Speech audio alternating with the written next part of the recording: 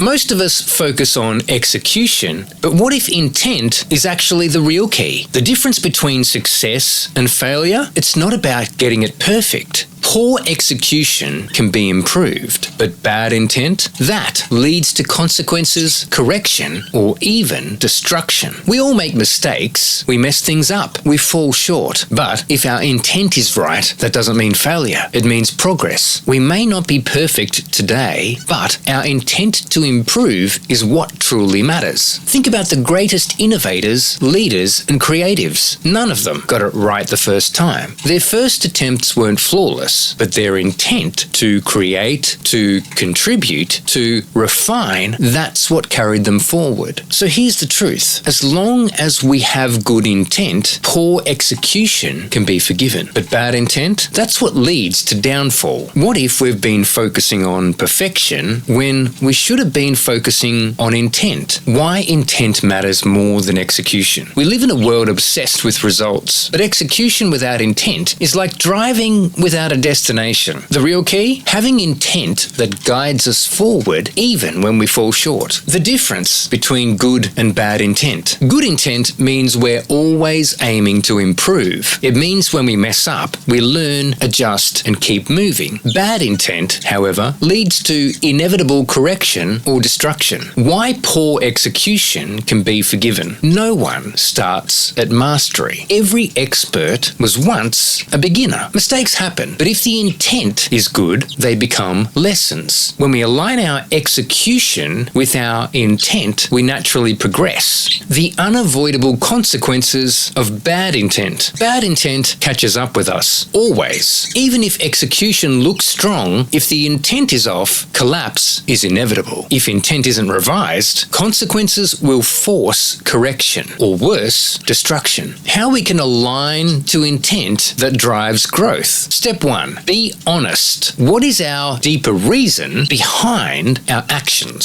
Step 2. Focus on progress, not perfection. Step 3. When we fall short, refine the intent rather than abandoning the effort. Why this shift will change everything. When we prioritize intent over perfection, we allow ourselves to grow. We stop fearing mistakes because they become part of the process. And when intent is strong, execution naturally improves. What if the real problem was never failure, but losing sight of our intent? Drop a comment. Have we ever held ourselves back because we weren't perfect yet? Let's talk about it. Take care. Talk soon.